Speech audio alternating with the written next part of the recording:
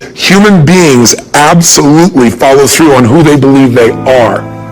If you said to me, well, I'm really going to work hard to stop smoking, but, I've been a smoker my whole life, and I am a smoker. I know your days are numbered. You're going to be back smoking cigarettes again, because we all act consistent with who we believe we are. I tell people the strongest force in the whole human personality is this need to stay consistent with how we define ourselves. If you define yourself as somebody who is really conservative, you're not going to be crazy and act nuts unless you're really drunk or something, and then you can say it's the alcohol, when it's really just you finally getting permission to be yourself. The alcohol is your excuse. If you're a really crazy person, you act crazy, outrageous, playful. You don't act conservative because it's not who you are. Very often people say, well, I can't do that. I'm not that kind of person. And I always say to people, really, when did you define yourself? I mean, really, how many years ago did you come up with what you could and couldn't do in your life? How many years ago? Most people, if they really look at how they're living their life today, it's based on a set of standards, a set of beliefs that they made choices about 10, 20, 30 or more years ago. I mean, very often we made decisions in our youth or very young about what to believe, about what we were capable of, about who we are as a person, and that becomes the glass ceiling, if you will, that controls us. There's a corny metaphor, but it's true. I remember one time I was with my family at the circus, and there was a person there, and they had this big, giant elephant. And you look at this elephant, and they take this little rope, put it around the elephant's neck, and they drive the stake into the ground. And I mean, you look at this, and you know that elephant could rip down the entire tent with almost no effort. And yet, the elephant doesn't struggle, doesn't try. Why? Because the elephant's conditioned. And they take that elephant and condition the elephant when it's a baby elephant. That's how they train them. When it's a little baby elephant and it doesn't have the power yet, they put a big rope around it and they drive this huge stake in the ground, and the elephant fights and fights and fights. And one day, finally, that elephant decides, I'm not capable of pulling this out. And once that becomes the definition of an identity of anyone, an elephant in this case, they don't even try anymore. It's just who I am, that's how it is, that's just the way it is in my life. I'd like to ask you to take a look at any place you've got a limitation and ask yourself, when did I decide to accept that limitation? And you may not even see it as a limitation. You might see it as just that's who I am. But so often in our lives, we've adapted to be a certain way so that we don't fail or so that people will like us or respect us, but it's not necessarily who we are. Joy comes when you're spontaneous. It's really hard to be truly happy when you're not being yourself. And most of us have no clue who we are. And so a big part of my work, if you've ever been to an event, you know, is to get people to do things spontaneously without thinking, because that's when the real you shows up. That's when the energy comes alive. And when you do that, when you start to connect to your true nature, suddenly there's energy available for you to set a higher standard for what you want in your life.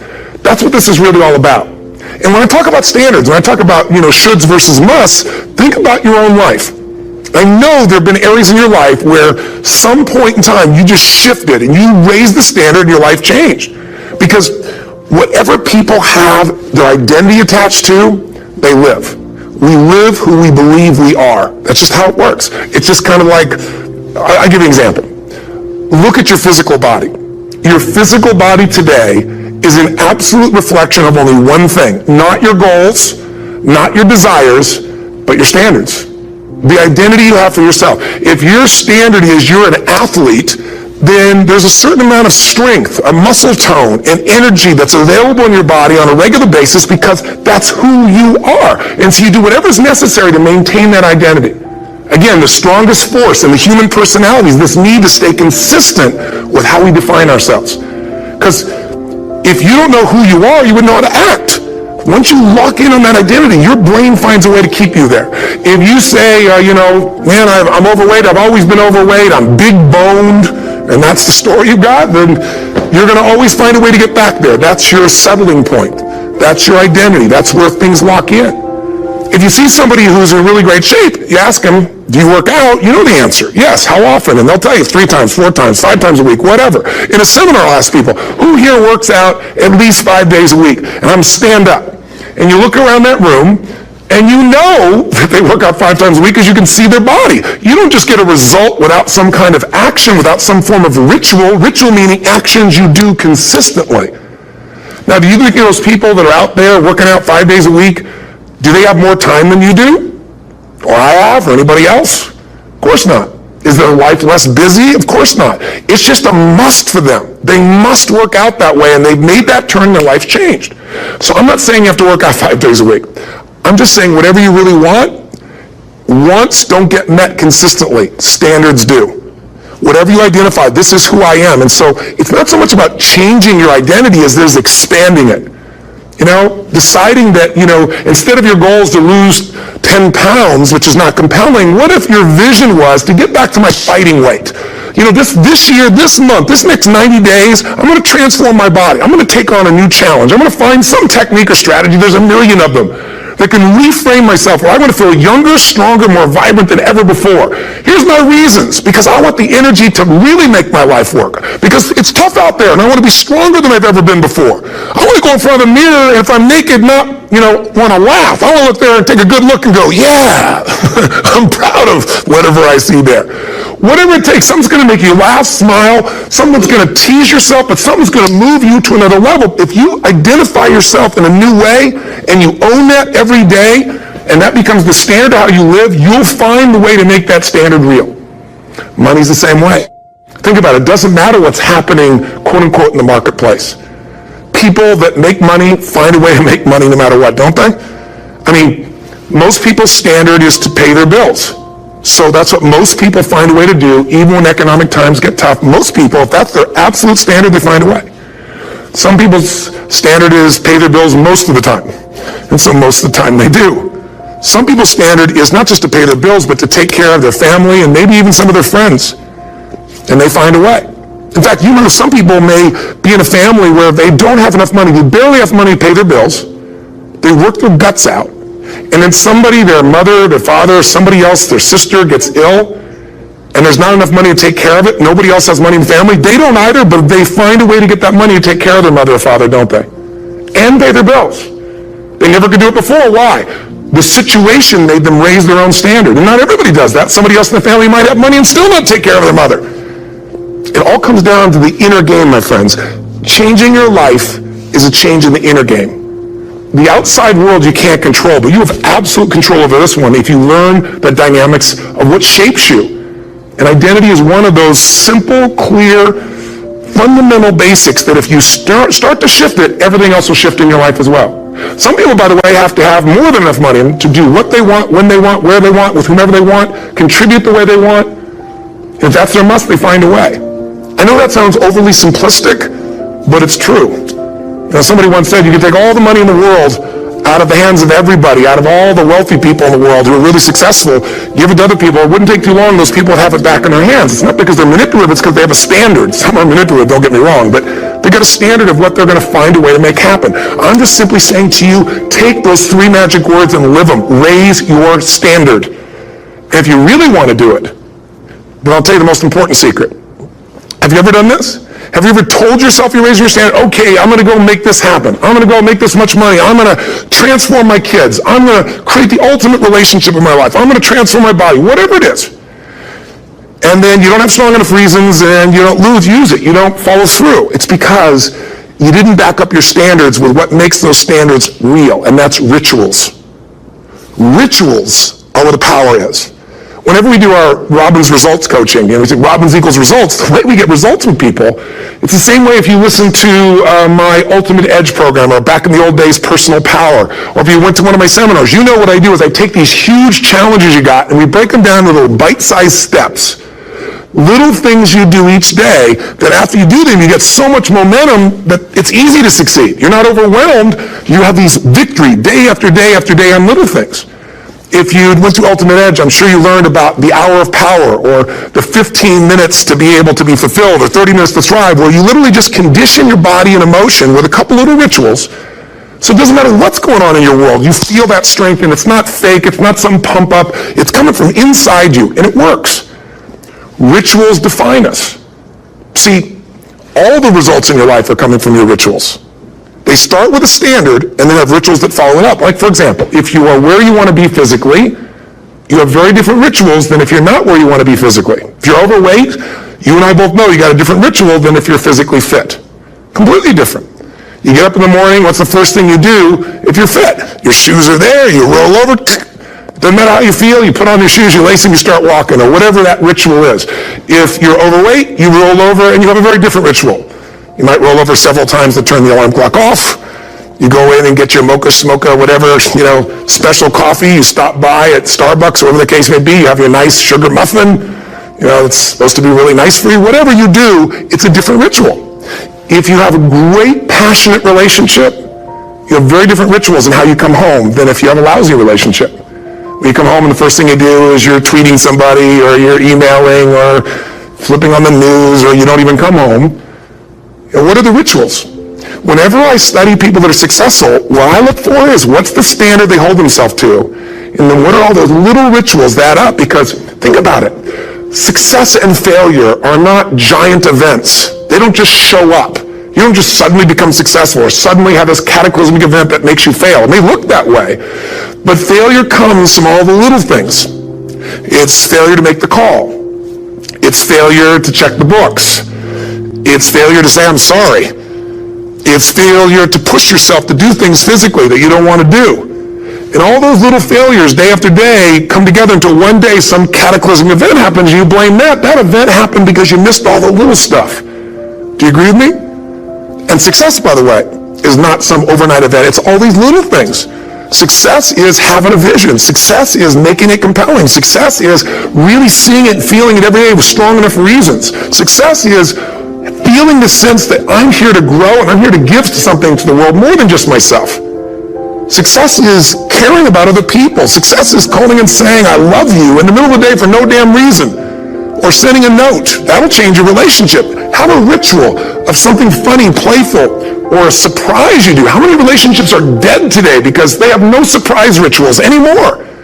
You need to have some rituals, some cool things you do that nobody else does that gives you a better life than anybody else has. All the little stuff. That's where success comes from. And in business, it comes from delivering more than anybody can imagine. All those little things add up. People go, wow, that's who I want to do business with. It's true in any area of your life.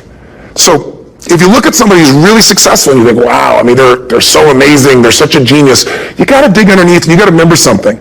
People are rewarded in public for what they've practiced for years in private. Myself and my business people say, how do you get up and speak and you have no notes and you go for 3 days and nights and the room is like, everybody's wired and it's incredible. It's like a rock concert. How do you do that? How do you get that confidence? Oh, and it's not confidence, it's experience now. But I did so much behind the scenes and I still do to make things right. I mean, how many people would know that since the time I was 17 years old, before I walk out on stage, still do to this day, wouldn't need to do it, but I still do it, I never walk out there without being in an absolute peak state of mind. There are days my back is hurting, my throat is hurting, or I may have had a challenge, or my father passed away, and I've still got to deliver for these people because my standard is give my all every time. Every event has to be better. Talk to anybody who's been to our events for 5, 10 years, some of our trainers, I don't know how he does it. He always finds a way to make it better. That's not an ego thing. That's a standard in me. I have to find the way. And my ritual, though, is I prepare, I think, I gather new information, I figure out how to put something across better. What do people need? I spend time with our customers. I see what's going on. And before I get on stage each time, I have this little ritual to put myself in a state of mind.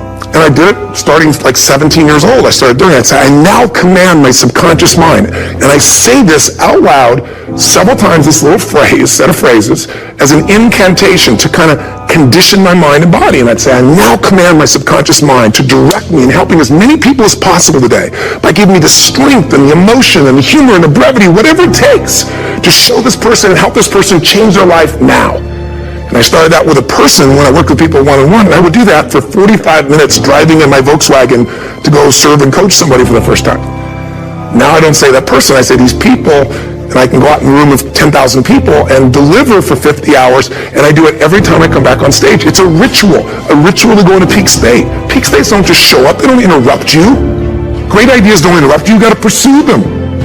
I talked to Michael Jordan, I'll never forget, at the peak of his career, and got to watch his final game, saw him backstage and spent some time with him, and it was a pretty exciting time. He was the greatest basketball player I think that ever lived and has ever lived.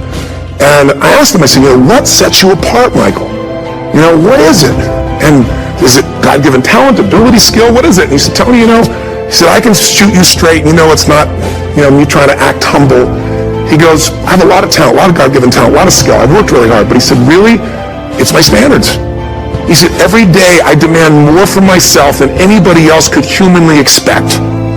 I'm not competing with somebody else. I'm competing with what I'm capable of. Magic formula. Because most of us lower our standards. Why? Because who you spend time with, my friends, is who you become. One of the biggest reasons I started going to seminars when I was like 17 is I had nobody around me as a great role model. I could read about somebody, but being around people, being in that environment was very different. Finding a way to go to work with someone who lived that standard of life was very different. You get around people with low standards and you compete with it. You don't need to compete with it. It's like, okay. I mean, remember Jerry Springer? I don't know if he's still in the air, but I remember he used to get people on the show, and I thought, where would he find these people? And why would people watch? I'll tell you why they watch. They watch these people and go, my life's so pretty darn good compared to that person. Look at them. You don't have to change your life. All you have to do is find somebody with a lower standard, and you'll feel good about yourself. But if you feel that good feeling, it's an illusion. The only thing that's going to make you happy, my friend, in this year or any other, is to step up. It's to raise the standard. It's to discover what you're capable of and feel that incredible power of pushing through whatever's holding you back and get to the other side of more of your true self. That's what this game's all about. And look at the best of the world in anything. Tiger Woods, what's his vision? To win golf tournaments? No, to be the best that ever lived. That's his goal. That's his vision. But here's what's interesting. He backs it up with rituals. If you just have a vision and you don't have the rituals, stop lying to yourself. His rituals are, he started doing things nobody did before. He went and started lifting weights. Golfers lifting weights? No way. He went out and he changed his swing when he was the best in the world because he realized in order to be the best that ever lived, he was going to have to change his swing. If you know anything about golf, you don't change your swing when you're the best. And he went and retrained himself because he has different rituals than other golfers. Now many people are modeling his rituals to get better. It's amazing. You know, you look at somebody like Michael Phelps, the 2008 swimmer, won 7, only 2 people, I think, in history, if I remember correctly, that have gotten 7 gold medals in one session. And here's a guy, he's got number 6 under his belt, and he's exhausted, and he's going in for that final swim. I'm sure you remember. And how does the guy win? By 1/100th of a second. Do you think that was some massive skill that got him over the top? Or was it a standard that says, this is who I am. I am the champion.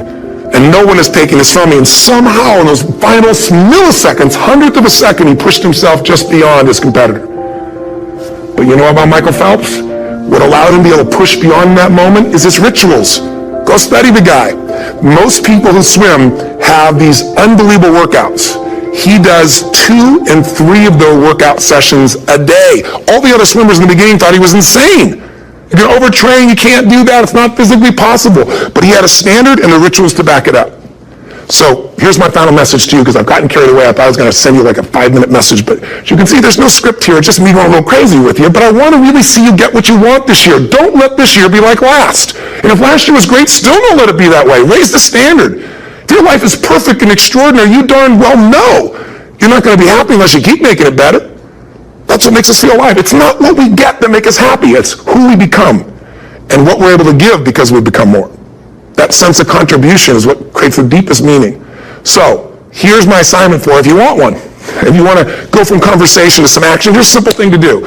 What's an area of your life right now that you really want to improve? What's an area that's important to improve? If your body's great, how about your career? If career's great, how about your relationships? Intimate one especially, or your kids, or your relationship with your creator, your spiritual side of your life. Or is it your finances? Figure an area that really matters. Decide on that area. Number 1, write down what your life is like in that area right now as specifically as possible. So you might say, well, I'm 13.5 pounds overweight, whatever the weight is, whatever the situation is, or my body fat's like this, or I wake up exhausted in the morning, and you write the truth of where you are right now. So you're real clear. Or I'm not in a relationship. I say I want a relationship, but I'm not in one, and I don't seem to find them. All the good ones seem to be gone is my belief. And I really do want one, but I don't have it. Whatever your definition. Or I'm in a relationship, and God, I wish I wasn't in a relationship. I'm planning my escape. Wherever you are. Or I have a wonderful relationship. We love each other, but there just isn't enough passion. Just write the truth of where you are. The area you want to change, but write how it is. And then the second step is, this is where you got to be really honest with yourself. What are the rituals that have put me there? Because whatever results you're getting, even if you don't like the results, there's some rituals that are keeping you in that place. There's some rituals of what you eat or don't eat, how you move or don't move, how you sleep or don't sleep. There's some rituals in the lack of variety or spice or energy or focus in an area. There's something you're doing, and it's usually not one thing, it's a bunch of little things that you kind of do consistently whenever you think about getting in a relationship, whenever you think about working out, whenever you think about money. You get yourself in a state of overwhelm. You start thinking about all the things you can't control. Just write down all the rituals you have, and then here's the third step. What do you want? What's your vision? And be really specific. I want to be my fighting weight. I want to be the strongest I've ever felt. I'm going to turn my, whatever it is, be specific. And then, last step number 4, what are the rituals that will get you there? What would you need to do differently each morning if you're going to be that kind of energy, that kind of strength? How often would you work out? What days would you work out? What time? A ritual is something you do consistently, usually at a specific time, so it becomes automatic. Let me tell you something. Willpower doesn't last, but rituals can last a lifetime. I bet you have some rituals in your life right now you've been doing for years, even though some of them don't serve you. I'm just saying, wake yourself up. If you want a new year and a new life, you don't need to start on January 1st. Start today. Start with this little video. And just begin to see what happens and see how easy it is to just do a few little rituals. Don't do them all, just do 2 or 3 new things. And you know what happens? You'll get momentum. Because once you discipline yourself in one area of your life, you feel yourself doing it in other areas as well. I always say something that my original teacher taught me. I always remind people, there's always 2 pains in life. There's the pain of discipline, or there's the pain of regret. And discipline weighs ounces, as my friend Jim Rohn taught me. Regret weighs tons. You don't have regret. So right now, what do you want to change? What's it really like? What are the rituals that got you there? That'll take a little homework. If you're not sure, ask the people around you. They'll tell you what your rituals are. What do I really want in depth? What are the rituals that will get me there? And then get yourself to start a few of those actions and lock them in place. If I can help you in any way, we're here as a company to support you.